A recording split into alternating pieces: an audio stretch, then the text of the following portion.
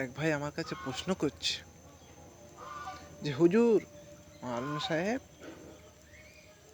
একটা প্রশ্ন, খুব গুরুত্বপূর্ণ প্রশ্ন, কথা খারাপ নেবেন না, সাবধান হয়ে থাকবেন এই সমস্ত কথাবার্তা থেকে, আমাকে ভুল বুঝতে যাবেন না, মানুষের উপরে ফেতনা ছড়াতে যাবেন না, অসহায়দের উপরে জুলুম করতে যাবেন না।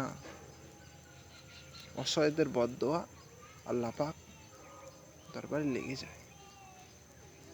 তা সেই মানুষটা প্রশ্ন করছে, হুজুর, আমি নতুন বিয়ে করে এনেছি, যদি বিয়ের পরে যদি আমার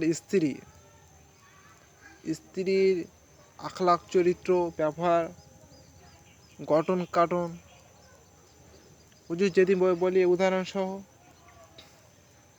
যে আমার স্ত্রীর মুখটা আমার মায়ের মতন দেখতে, স্ত্রীর হাতটা আমার মায়ের মতন দেখতে, কোনো স্বামী যদি বলে ফেলে তাহলে চিন্তা করতে হবে ওই স্ত্রীর পক্ষে, ওই স্বামীর পক্ষে ওই স্ত্রীর ওই সমস্ত জায়গায় হাত দেওয়া, ওই সমস্ত জায়গায় ব্যবহার করা স্ত্রীর পক্ষে, স্বামীর পক্ষে হারাম। তাহলে সাবধান থাকতে হবে এই সমস্ত জায়গা থেকে বাঁচার, আর এই সমস্ত নোংরামি কাজ থেকে বাঁচার চেষ্টা করতে হবে। কেন স্ত্রীকে মা বলে তুলনা করা যাবে না, এটা কাফফারা দিতে হবে। কয়েকদিনের কাফফারা আছে, সেই সমস্ত কাফফারা আদায় করতে হবে। আমার পরবর্তী ভিডিও বলবো। আসসালামু আলাইকুম ওয়া রাহমাতুল্লাহি ওয়া বারাকাতুহু। সকল সুস্থ থাকেন, ভালো থাকেন।